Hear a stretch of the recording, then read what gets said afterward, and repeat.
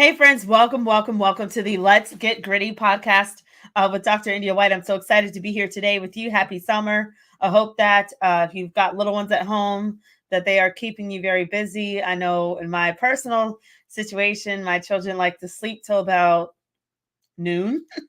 That's kind of normal. So if you are, uh, raising little ones and they are enjoying their summer, I hope that you are adjusting as they are sleeping for most of the day. And then, of course, wanting to stay up at night. So happy summer. I hope that you guys have had a wonderful day. I hope life's been treating you right. I hope you've been meeting divine, appointments and connections and that you're able to move forward and your destiny and what you're called to do.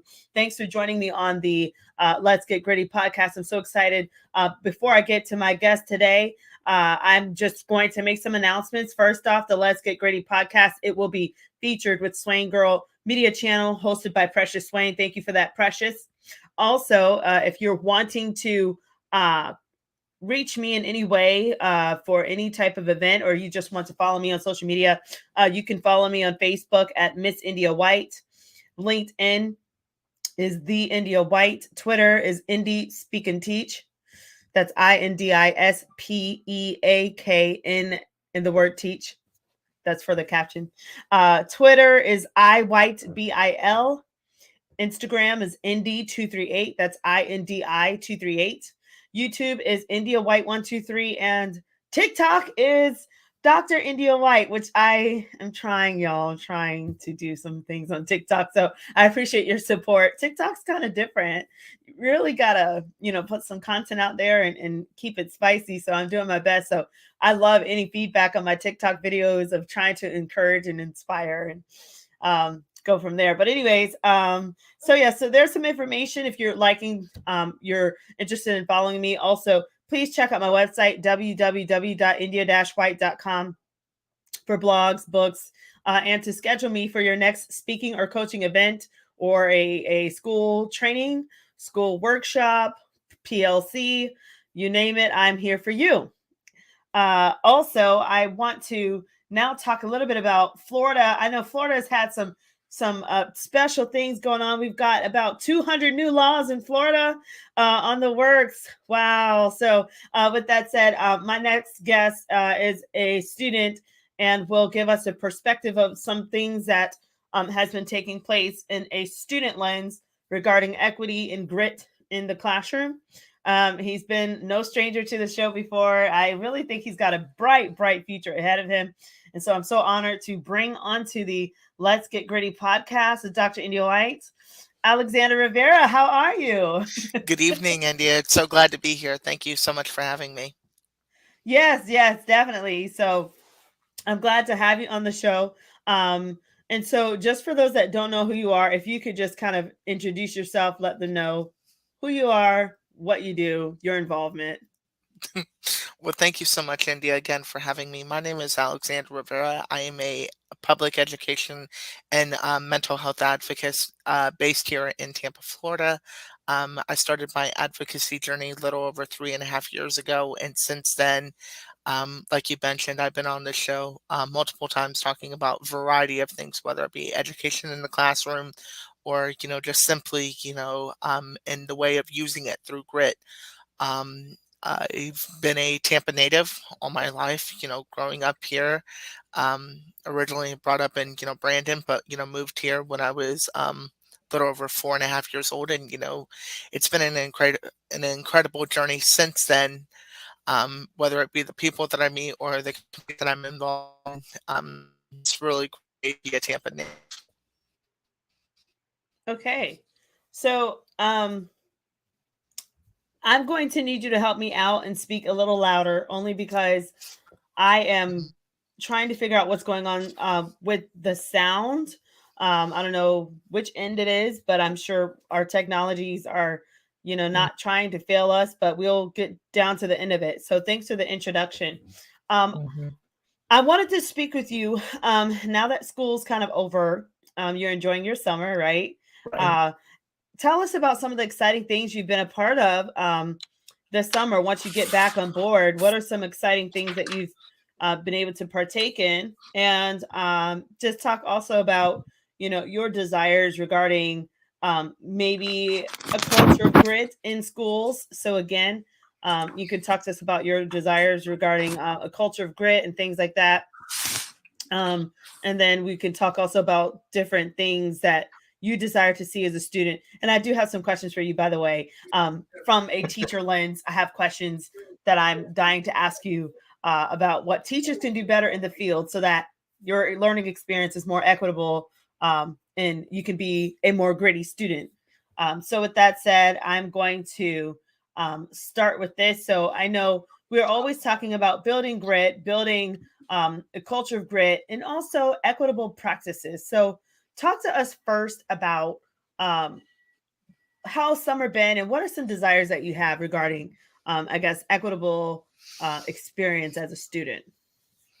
Well, there's been, a lot of things that I've been, involved with, during the summer. One of which is, having to, a desire to go out into the community in the shape of, having to advocate for those that do not have a voice, like whether it be, attending a school board meeting, both, virtually, considering the fact that, it's been, absolutely crazy. This summer has definitely been, a major, major part of my life for, well, since I've been a teenager.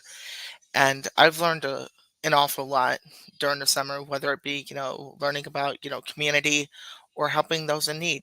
It's something that I take very, very seriously. A lot of times people um, take for example, our homeless community for granted.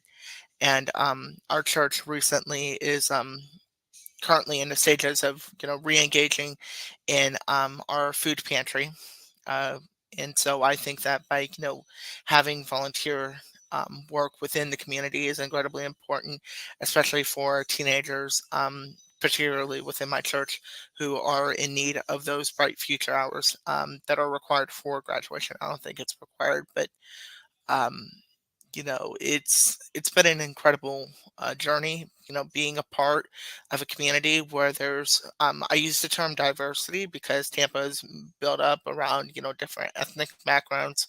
We have Hispanic communities, we have African American communities, we have Croatian communities. I mean, there's just a really lot of different ethnic backgrounds. And starting in August 11th, I will be partnering up with State Representative Susan Valdez for her back to school fair, which is something that I've always enjoyed doing for the last year and a half now, almost. And this will be my second year doing it, and this will be her 17th year doing it. And I think it's incredibly important that community outreach is something that I hold very, very near and dear to me. And whether it be getting out and helping others in our community, I think it's incredibly important.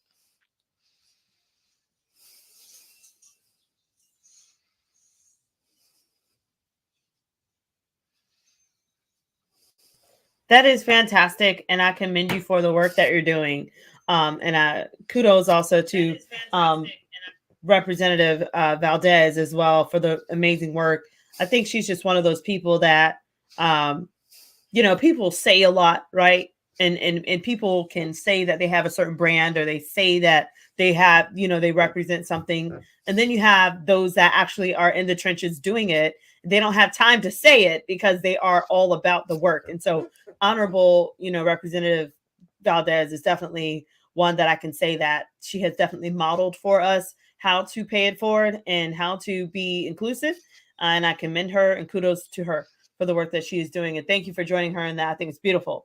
And so I want to talk about now, um, I guess, promoting equitable practices also in the classroom space. Now, I know teachers are in the summertime, people are just enjoying, this time off. But I think that, you being a student now, maybe you can talk with us about what were some things that, teachers, were doing that were right or wrong, whatever. But before you get into that, I was looking up some research and some things because that's what I do. And so I found here from xqsuperschool.com, and they said some tips for teachers to promote equitable practices includes respond, reflect, and amplify. amplify. And when they spoke about amplifying, they spoke about amplifying student voice. So I would love for you to talk about maybe these tips that were given, and if you had some teachers that did some of these things, and what went right in the classroom for you. Well, there was a lot of things that I was really that was afforded, and especially with being a public school student, one of the things that our school, if you will, has adopted is that we now have what's called a community closet, in which it's very very similar to I don't know if it's excuse me one second.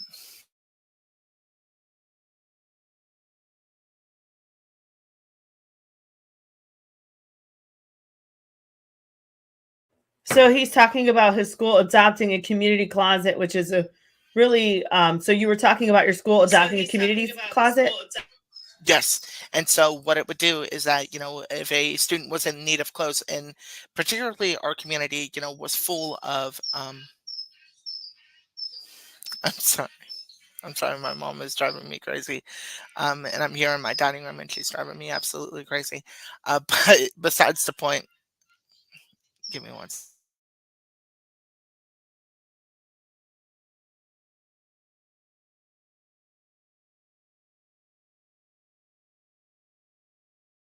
So I do like this approach of communities reaching deep and providing for um, the people in the summertime with different things like the health fair, community closets, uh, back to school rallies. All of these things are great. And I think that, leaders will eventually tap into the opportunity to give back and to pay it forward.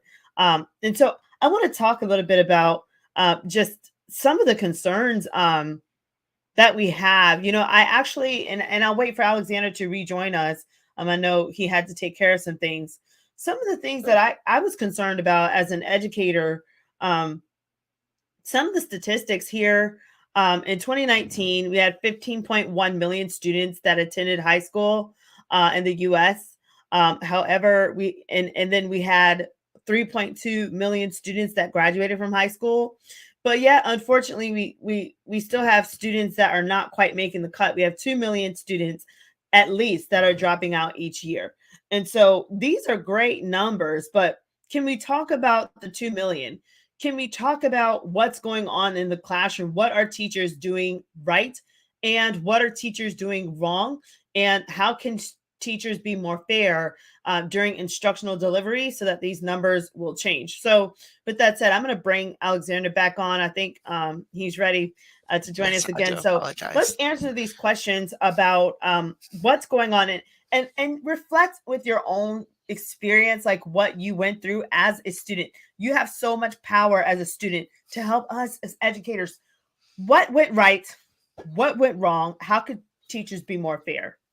Well, I think it can be a little bit, in retrospect, a lot of times our teachers, they are truly the backbone of our economy. I mean, as Representative Valdez once put it, an education can never be erased, in which the way that I take it is that, once, you step away from that education, I mean, there are a lot of people, who are over the age of 40 who are getting their GED, simply because, they were, obviously going through some things in their childhood or in their teenage life that they were unable to go to school. But there's a lot of things that our teachers have done right. One of them is to educate our our students. I believe strongly in a fair education for all, which means, in other words, that I believe that, like Representative Valdez once put it, is that an education can never be erased. And she is definitely somebody, like you said, that should be admired for her work. Going forward, in the sense of, teachers have done a lot of things, especially, over at my former high school, as I was mentioning, we did what's called a community closet, where two teachers, as well as myself, would donate, or they would have clothes that their former child would wear, and they would of course be washed, cleaned, and folded. And if a student was in need of clothes, then they can go to that community closet. I mean, it had anything, and if there was nothing that the teachers could do on their end, then the students would be referred over to the Hillsborough Education Foundation for additional support. And one of the things that I found incredibly helpful with that community closet is that we were able to, we had, I believe, almost, I can't even tell you how many school supplies came in on a day-to-day basis. I mean, we would go, um, they would of course be dropped off in the main office, and we would do what's called, we used to do it every October, which is called a school supply drive, in which we met with the PTA, and we were specifically told that we needed to include things like school supplies, because a lot of times parents do struggle, and especially for those single parents out there who are unable to provide school supplies for their children. And I know the hassle because my mom, was a single parent back in 2008, and having to raise two kids, or excuse me, three kids under one roof. And and plus going to uh, plus being a full-time nurse in that process, and having to have my grandmother rely on Echo, which is a foundation down in Brandon. And there's just a lot of things that our teachers have done right, like they advocate for our students, which is important, but also they think that on my end, I believe every teacher should, have, if a student is struggling, let's say they do not have enough school supplies, then they can refer them over to, like I said, the Education Foundation of Hillsborough County, or vice versa. They can go to what's called the Teacher Supply Store, which is over there off of Howard Avenue, in which they can go, get school supplies for their student. And I know a lot of times our students requested to help not only from the Hillsborough Education Foundation, but also from numerous resources such as Donors Choose, which is one of the top leading organizations for classroom management, and also for donating school supplies to specific teachers who are in need of school supplies.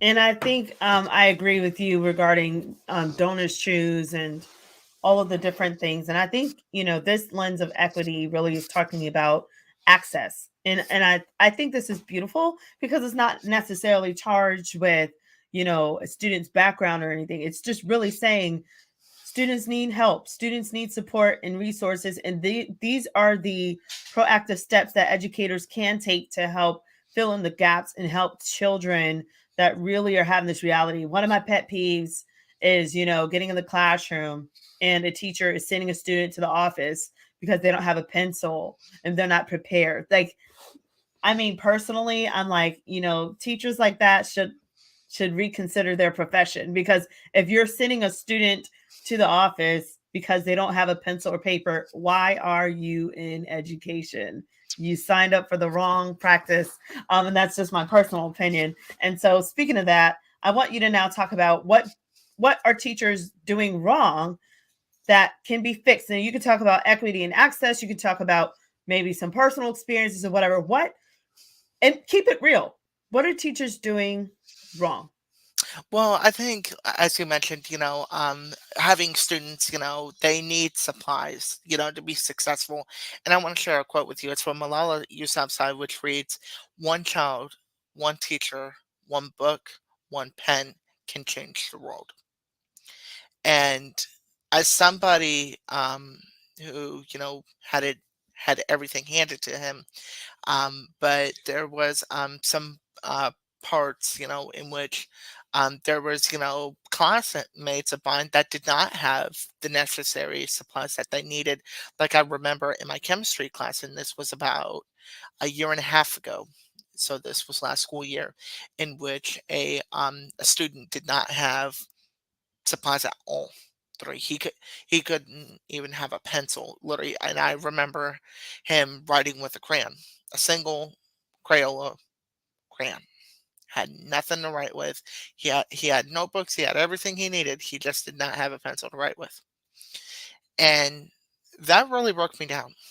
It really did, Because if a student does not have the tools they need to be successful, obviously three things are going to happen. One, they're going to obviously be sent to the office. But the second thing is that they are also going to be get in trouble by the teacher for not being prepared. And I know it's on every syllabus, at least on my end, of every classroom teacher that I've ever had. They always have the list of be prepared and come to class on time and being prepared.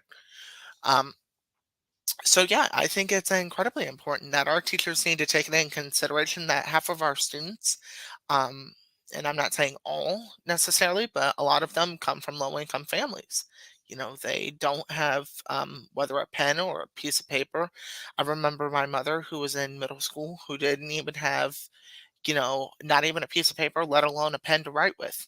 And she would go to her teacher and asking for a pen and a piece of paper and was told no, because, she did not have, the appropriate tools that she needed to be successful. Uh, and so and as my mother is, adding, they did not give it to her at all. Even if she, let's say she had an essay she had to write for English, they wouldn't even hand it to her. And as she's mentioning, they did give her an F or an incomplete for not doing the essay and actually had to held her back 7 times in the seventh grade. But I meant 3 times. My bad. But it's incredibly important that we take it into consideration that our children, really do need important things to be successful. Like one of the things that I was very humbled to do this last year, back in 2022, was that, of course, I was being a part of, Representative Valdez's back to school fair. And one of the things that I liked is that what she did with the leftover backpacks, if a student did not have a backpack, she would go out personally into the community and literally hand a student a backpack. And that is the kind of stuff that we need. We need to have people like Representative Valdez to go out into our community.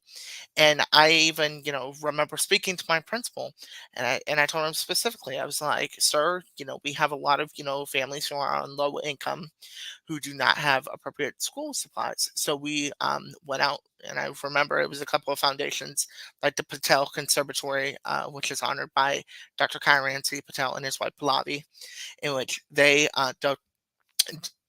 donated, I believe it was like close to $1,000 worth of supplies, and they did what's called a backpack stuffing event, where they, stuff the school supplies within the backpack, along with the school's information. I believe it had a counselor card, for students to contact their counselor, or if they were brand new. And so they were able to go out and get the necessary materials that they needed. And I think that was one of the nicest things that our high school did. And I think that we should continue that tradition because of the fact that our students, some of them, like I said, do come from low income and is unable to, purchase school supplies for their families. And it makes me sad when I go back to school shopping and I see mothers having to put supplies up for their children because they do not have enough money.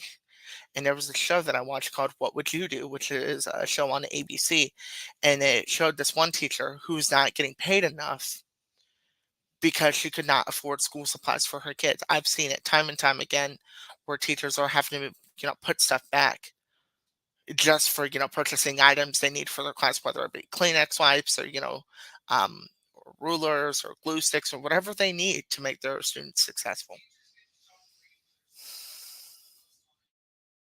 And thank you for sharing. I think um, this is imperative that teachers are hearing you out today about the importance of just meeting the basic needs of a learner. This is Maslow's hierarchy of needs. How can a student have, self actualization and actually thrive in the higher echelon or the higher ranking of education if they're worried about not having a pencil or paper in your classroom? So I think that definitely teachers should continue to focus on helping to meet the basic needs of learners so that you can have a more fair experience. And speaking of that, the next question I have for you: how can teachers be more fair during instructional delivery? So while you're in the classroom, how can a teacher be fair when delivering content or delivering the lesson to you? What can they do to make it a fair experience?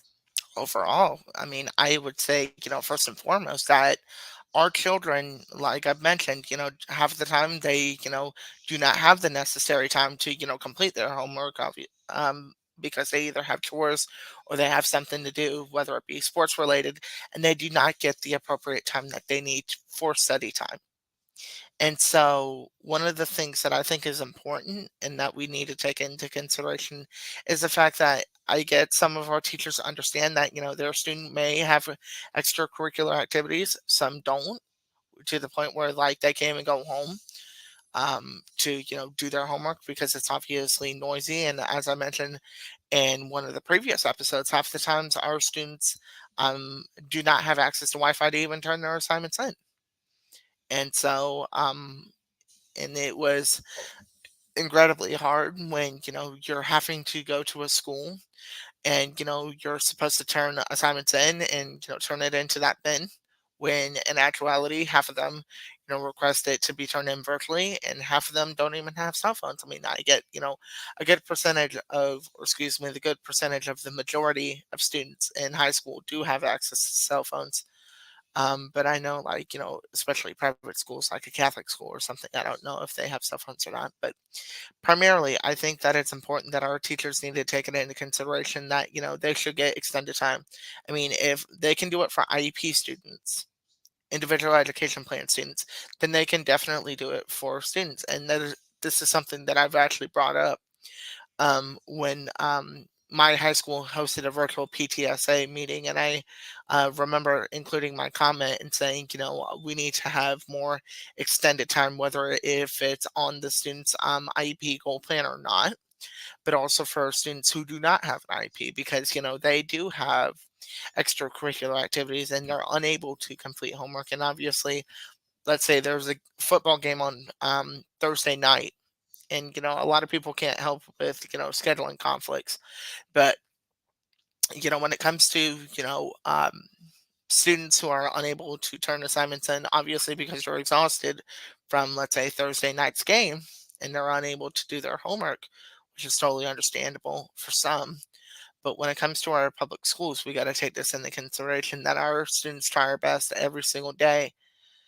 And I think that growing up, it's incredibly important that, assignments have to be turned in. And but when it comes to the sense of having um, certain things done, such as, turning assignments in, it does create a lot of havoc too. And one of my friends who was a football player for for our varsity team, literally got kicked off the football team simply because he forgot to turn his homework in. It was one tiny assignment he had to do. He did it in class, forgot to turn it in. Obviously somebody makes a mistake, but to get an F for it is absolutely horrendous. And this is something that I've shared, not only with the county but also with the school board. And they told me that a lot of times our students need to understand that regardless if you're an athlete or not, you need to learn to turn assignments in, which I don't think is right. And I think that the homework policies here in Hillsborough should definitely be updated.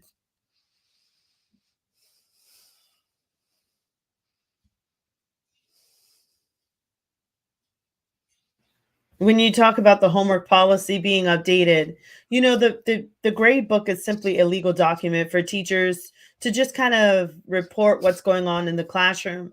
And most of the time, teachers are doing their best to be fair. And most teachers, when they're starting out, they see black and white. There's not really a lot of gray area. And unfortunately, when you're dealing with black and white in a grade book, it can cause you to be um, hmm, kind of heavy on the grades that you're giving, and unfortunately you could fail a lot of students. I remember when I first started teaching, my goodness, I was failing quite a bit of students, to where the administrator had to come in and say, India, you're failing these kids, like what is going on? And I'm like, well, they didn't do the assignment and I gave them this, and I had all these assignments, and I want it to be right, I want it to be justified. And to be honest, I cared about being justified as an educator more than I cared about the success of those students, because I was new and it was about me honing in my craft and figuring it out. And I was completely tone deaf. completely lacked empathy, didn't understand what the students had going on, didn't even factor in the fact that students were athletes, students had jobs, and I was Mhm. teaching seniors and juniors. So, for what you're saying here, it definitely lines up to the concern. And then research even shows that homework is not even one of the main factors that causes a great significant amount of gain in the classroom anyway. So homework, it doesn't mean that you do away with it. If you use it right, it could work for you. But if you overdo it, it actually can have a negative effect towards student achievement. And so, that is definitely a gray area. And I think that students do get frustrated because if your math teacher is giving you an assignment every day or every other day, and then you have the same for English, Spanish, social studies, science, whatever your other classes are. I mean, imagine that's like at least 5 assignments a day. And then if you have a special project, and then if you have to play a sport, it can become a full time job, which I mean, I know some people do see schooling as that, but it can be very overwhelming. And, so with that process, I think teachers do need to kind of meet not only as a team in their subject area, they need to meet in cross curricular areas to see, are we giving our students too much homework?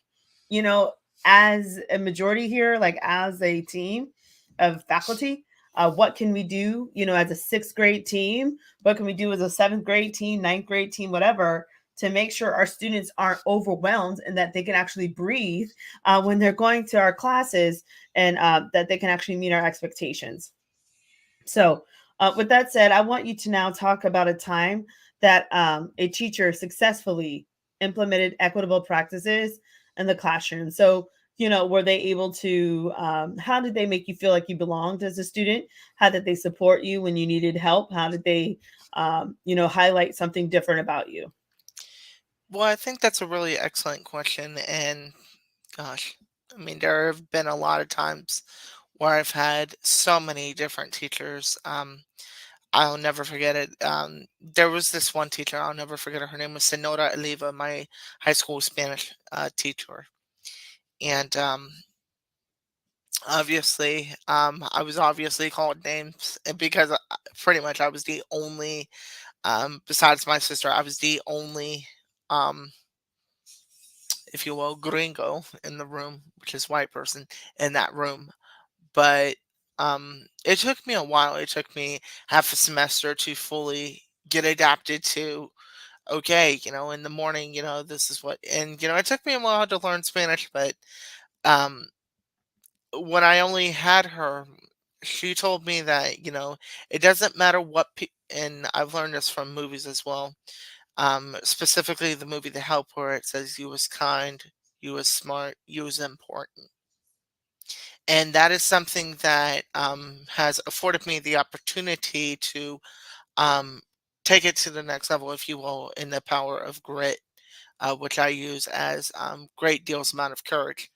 One of the main ways that I was able to do is that during the last semester that I had her, we were supposed to do a full on presentation defense. So we had to research a Hispanic individual, in which I chose my godmother's state representative Valdez. The reason why is because she is my godmother after all, and she is also a personal hero of mine.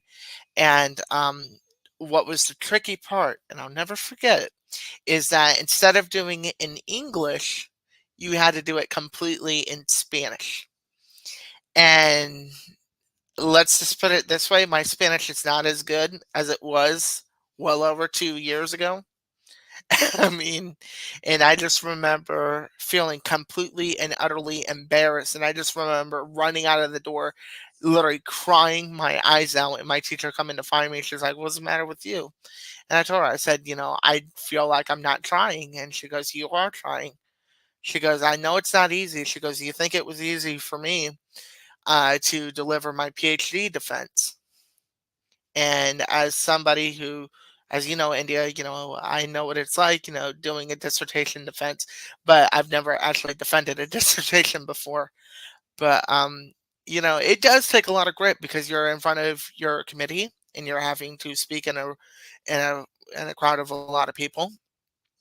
And so I've learned that you don't have to be scared. And so I just remember taking a very calm, deep breath. And I remember going into the room. And although I received a C for it, but at least I tried my best. And I did tell my teacher, her name is now Dr. Aliva. And so I told her, I said, Dr. Aliva, I said, how do you think I did? She's like, well, she goes, the only thing that you need to understand is about tense and past tense when you're speaking. That was the only advice that I was given, but she's like, "Baby, let me tell you something. It doesn't matter what people call you." She goes, "You." She goes, "Many people call me ugly."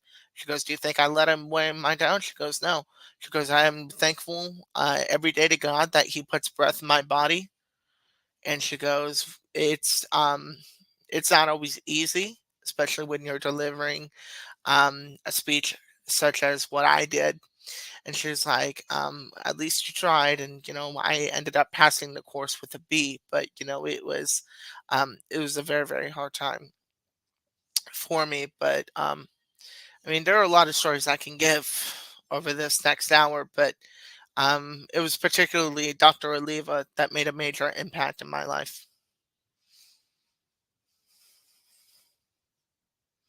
Well, Dr. Oliva seems to be a rock star, so I'm thankful that she was in your life, and that she cultivated grit. And that was another question I had for you, and then I'm going to ask another question. But she helped to cultivate grit in you, and I don't know if you recognized her process or not, but maybe you can talk about her process of cultivating grit, or if you had another teacher that for sure, like, yeah, they cultivated grit in my life. They pushed me when I was ready to give up, ready to quit. They would have let me settle. So, talk about that. And what did that feel like for you? Well, I don't know if this is a teacher or not, but State Representative Valdez is one of them who I call my teacher. And she really, because she inspires me, as well as our community on a day-to-day basis. And I just remember one time telling her that I feel like giving up, that I feel like quitting high school because I was obviously going through a very, very rough time. I was already diagnosed with depression and PTSD, not PTSD, but in particularly um, depression to the extent of me having to almost take my own life. And so one of the things that I remember is that I had posted on social media, particularly Twitter, that I wanted to end my life. And I think it was maybe about not even about 20 minutes later, my mom gets a phone call from my principal saying, "Hey, we got an anonymous, person saying that your son told or posted on online that he wanted to kill himself." And the reason for that is because I was going through a very, very dark period in my life. And so from then on, I learned that, it isn't always easy masking depression. But Representative Valdez once said to me that you are special. And so she is a very personal teacher of mine. And so I told, and another way that she, helped cultivate through grit was when I I mean, it was a very, very dark period, as I mentioned, and I ended up having to get help, for my depression. And, it was, like I've mentioned, a very, very hard time for me. But help, with her, by my side, she instills in me, as well as my sister, every day to never give up. Because I was at a breaking point of having to leave school for my depression. And she even told me that, even though you're going through a dark period in your life, just remember that there is always light at the end of the tunnel. And so, but what she meant by that is to always never give up. And in the end, you will always see a result. And so that is what has cultivated me through grit.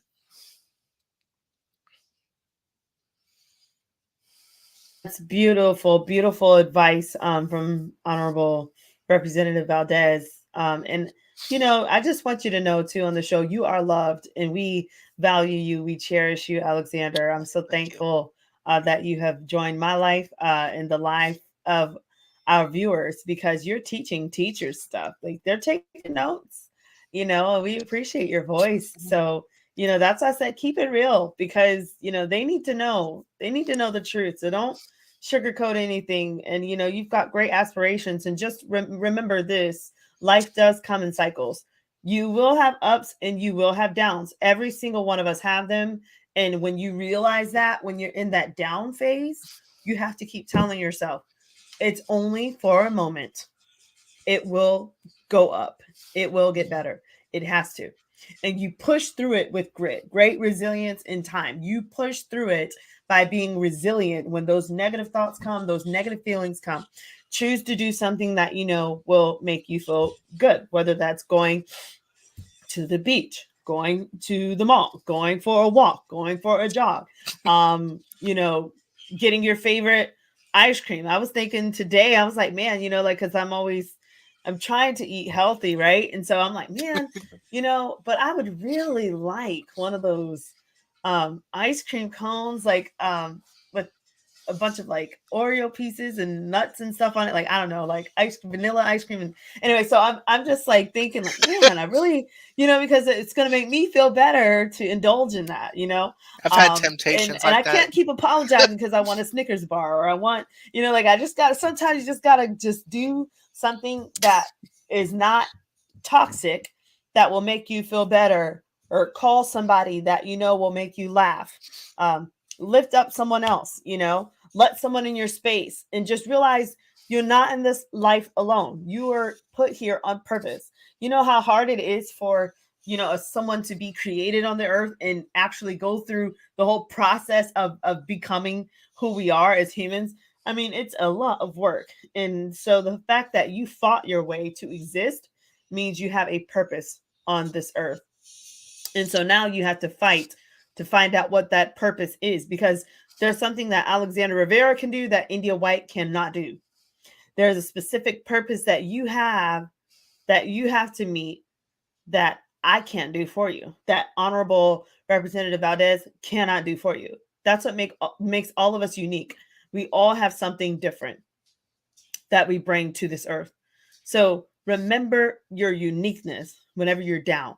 And you have to tell yourself, I might feel down, but I've got a purpose. And there's only one Mhm. me, and people cannot duplicate me. You can try to duplicate me. You can try to steal my ideas. Like Missy Elliott said, copywritten. So don't copy me, But the thing is, you can try to steal people's ideas. You can try to duplicate who they are, but they're still their unique self. And their Mhm. unique self will shine bright. And you can only try so hard. So remember that whenever you're like, man, I don't know what my purpose is, I don't know if I matter, I don't know if anybody likes me, remember that you have a purpose and you're amazing and you matter. And that's why I exist in this space today. It's because I am an uplifter.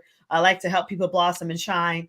And I like to um I guess cultivate positive, good, beautiful energy in light, because we only live once in this body on this side, and so why not have a beautiful experience, right? So thank you for sharing that. Now I want you to talk about representation. Now I've been doing a lot of studies lately about representation, and I'm going to put out some blogs and stuff soon about some of this stuff.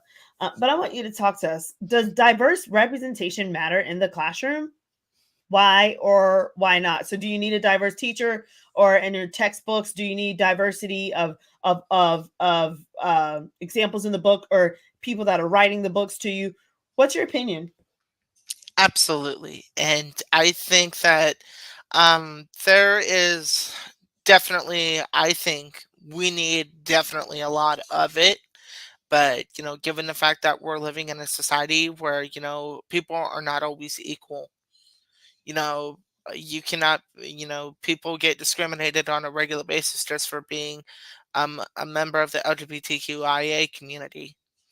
And as somebody who identifies as a member of the community, I can say for, firsthand that there is, certain, and I'm very grateful that Equality Florida did come up with safe spaces in classrooms. And there's, diversity definitely belongs in the classroom. I mean, people tell me on a regular basis that it doesn't. It does actually, because of the fact that given our history. Like, for example, we cannot erase slavery out of a textbook. It's literally etched into American history. And it's something that we cannot go back and then say, oh, let's take it away. No, we can't even take away the civil rights movement, let alone Hispanic Heritage Month. There has been a lot of times where people have come up to me and asked me the exact same question that you asked me: does diversity belong in the classroom? I say it does because of two reasons. One, I believe in a fair classroom for all. And, especially going to a public school where, you have different backgrounds, whether, you're African American, Hispanic, or Arabic. I've seen a lot of it. And one of the stories that I'd like to tell is that I had a friend of mine who had came over from Saudi Arabia, who learned absolutely no English whatsoever. And so the way that me and her communicated was through Google Translate. And she told me about how she was being bullied for wearing a hijab. And so she was obviously going through some things, and I remember texting her saying it's going to be okay, everything's going to be fine. But literally it got worse to the extent of her almost having to take her own life. And so it was, and given my recent, story about how I almost committed suicide, it was, hard on me, but I, got the help that I needed. And I told her, I said, you're a safe space. It doesn't matter if you're a member of the LGBTQ plus IA community, or, if you're simply, looking for a resort to, look to, whether if it's a friend or a counselor to speak to. And I told her, I said, I'm here for you if you ever need me. And so diversity definitely belongs in the classroom, because without it, our entire classrooms will be, like I said, probably full of chaos, and probably, have, teacher, students standing on desks, and then, just, going completely AWOL. But, going forward, I think it's incredibly important that we put diversity in our classrooms.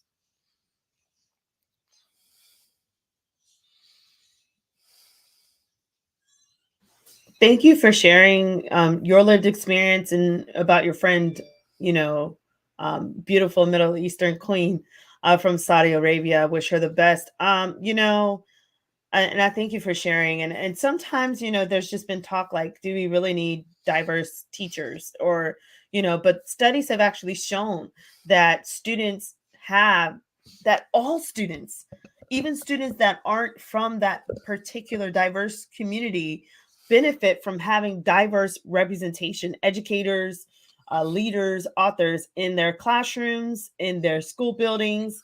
They need that support. And so I think that, there was a hesitancy. I know currently right now, teachers in the United States, there's about 80% that are of European descent. And there's about 70% of students of diverse populations. And when I say diverse, I'm talking a racial lens of diverse, meaning, the other category, which that really gets on my nerves. Other. So think of other. You've got, biracial. So black. And then when I say biracial, what am I saying? Right? You've got black and white. You've got Hispanic and white. You've got black and Hispanic. You've got Asian and white. You've got black and Indian. You've got it's the spectrum is just growing, and it's the human race, right? And so what's happening now is students are wanting and desiring, they're requesting to have more leaders and representation in their books that look like them, Hmm. that can bring cultural relevance into their books, so that, because it's shown too that emotions and their attitudes are tied to the motivation and how they learn, right? So meaning that if they see something that they can relate to, something that's relevant to their culture, relevant to who they are, then that's going to motivate them to want to learn. So tell me your Absolutely. thoughts on that. Thoughts Your on. thoughts. Tell me your thoughts on having, I guess, representation in the textbooks or in your teacher, maybe having a teacher of your same ethnicity or your same language, your same culture. How does that motivate you to learn in their classroom. Absolutely. I mean, I've had, basically every teacher from every race to every gender. And I think that what I've learned from them is that it doesn't matter what your skin color is or what your religious background or whatever your preference may be. What's important is that your job is specifically is to educate our youth and to empower them to always, learn. And I remember my fifth grade teacher, who's now currently an assistant principal here in Hillsborough County, about how she went through being discriminated for being African American. And mind you, this was a little over 7 years ago. And um, she told me that, she wanted to quit teaching altogether. And she was only a first year teacher, fresh out of USF, had no idea, what to expect. And I did tell her, I said, look, don't give up. I said, in the end, I said, God will reward you in the highest favor possible. And at that time, she did not understand what I was talking about. But later on, when she did become an AP, she called me and she was like, you were right. 7.5 years ago, you were absolutely right. And I said, well, I said, just remember, and I've told people this on numerous occasions, that you are justified by God's love. It doesn't matter if you're, um, um, um, and I look at it this way. I mean, there's a quote that Elizabeth Taylor once said, and it's particularly towards the LGBTQ plus community, where she said, there is no such thing as a gay agenda. It is a human agenda, which means that it doesn't matter where you come from, you are loved unconditionally. And so, as an ally, as well as a proud out individual, I have shared my experiences. And,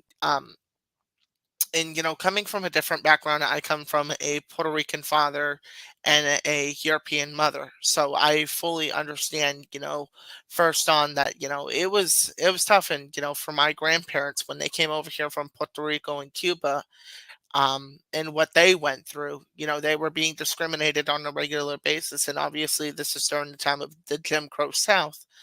And so it didn't matter if you were African American or Hispanic, you were still discriminated and basically placed into that category. And so I remember my grandfather used to tell me stories of how he used to go to work and used to be called a very, very not so nice slur, which I'm not going to say, but he faced discrimination on a regular basis to the extent of him having to quit his job, which later turned into an amazing construction company that he built from the ground up with just him and my uncle. Both of them worked tirelessly until it became a full-fledged construction company to what it is today. And so that is something that I share with people. It doesn't matter where you come from. And this is something that Rep Valdez used to say at every single graduation. You can back me up on this, India. She used to say, never forget where you come from. So it doesn't matter if you come from um, Stacy Brewer. I know who that is. That is my former guidance counselor. Oh my God. She is amazing, isn't she? Love Yeah, her. yeah, she is. She's my school mom. Oh my Yes. God. I mean, I'm trying not to cry and I'm on a podcast. Oh my I tell gosh. you, Stacy, you're amazing. You're amazing, chick. I miss you, Doing good girl. things. But as I mentioned, there is, a lot of, hope in this society. And and there is, times where I do come up to people and they ask me, they were like, how did you do it? I said, well, I look at it this way. I've always been an open book. I feel like it's important that our children need to understand that, they may come from different backgrounds, but I know that they are loved unconditionally. And I think that's what's important is that, as an advocate, and I put that in my email signature on a regular basis, that I am a public education slash mental health activist, and I take that very, very seriously. And I'm thankful that you have pointed out your experience, and I think representation does matter, especially cultural inclusion, people that are coming to the United States. I'll never forget my experience as an administrator, having students come straight from Cuba, Venezuela, Honduras, Argentina, just everywhere, not a lick of English. And they had to then enroll in high school and then take the same FCAT, whatever test that everybody else was taking. And we had to get those kids through. I just, I mean, I was scarred by that because I'm like, where Mhm. are the equitable resources to help these children adjust linguistically, to build a culture? Thank goodness we had a beautiful, powerful, strong Hispanic culture on that campus where students could get there and help each other belong, help each other thrive. It was beautiful. I mean, I remember going to those proms, and I remember just feeling like, man, I wish I was Hispanic because they were amazing. Those girls were beautiful, and the dancing and the culture was just, it was so just beautiful. And yes, I'm very thankful of who I am, but I'm just saying they brought me into their culture and I fell in love. And I, I do have two brothers that are Puerto Rican, so but I'm like a melting pot over here. But, I just say that because, it was just so beautiful, all inclusive. And it's because that particular public high school where they were doing a lot of things right regarding inclusion for students, diversity and equity and access for all. So, And I also see a with that comment from said, my good friend thank you. Mary, who's out of Palm Bay. Hello, Mary. I mean, And it's doing Alexander, good it's tonight. I'm just so proud of you, and I think that people like you that are advocates for equitable practices, you're going to really make a big, powerful difference, in society. Never underestimate who you will become. You never know. Like, I mean, I think of my humble beginnings and the beautiful community, the support that I now have behind me. I never thought, I would be able Mhm. to, rub shoulders with people like yourself and people like, our wonderful friend, Honorable Valdez, and others like Stacy, and those that are, supporting us here on this live feed. But I say that because, never underestimate who you are, because you don't know in one moment how the Almighty can just take your life and just catapult it into something great. You have a great purpose and a great cause. And so I appreciate you being on the show. And I know we have talked and we've had a blast.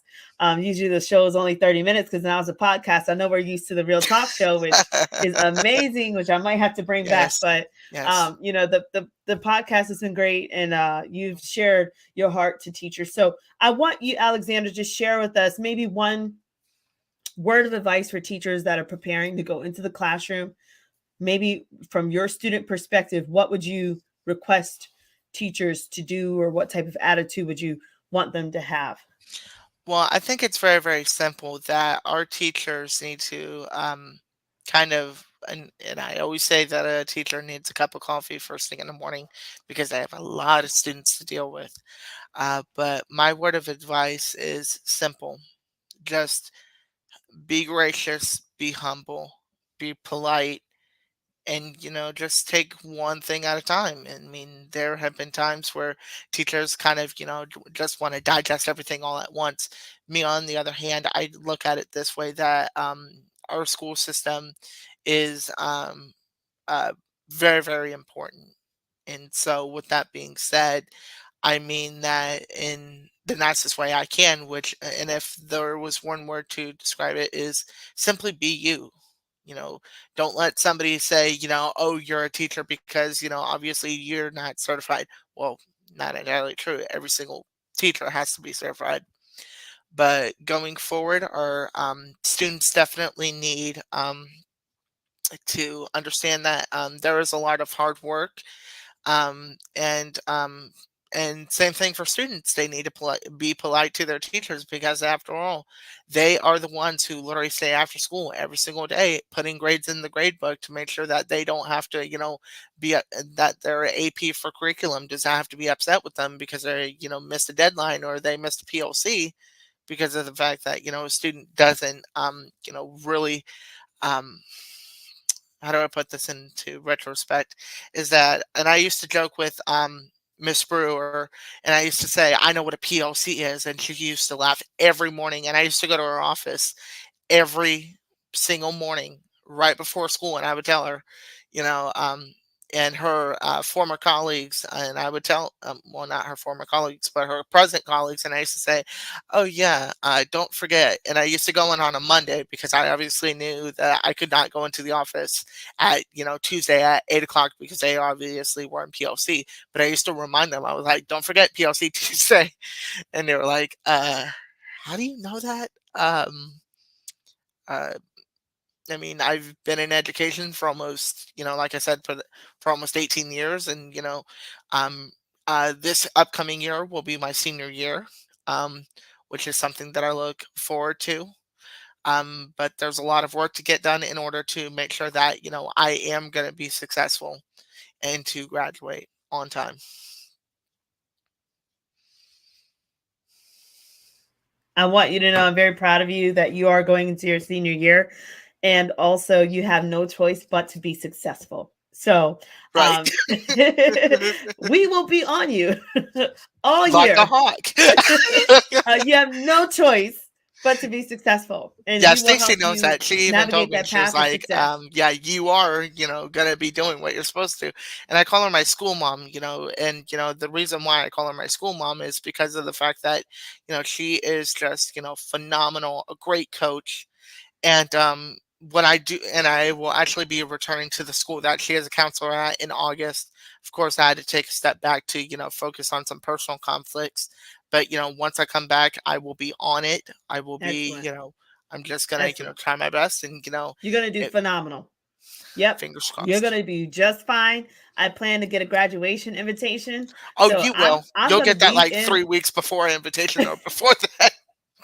You have no choice but to be successful. So, I am in the picture. So I am going to make sure that this happens You and Stacy with both, the I team. know. So, with that said, it's been great speaking with you.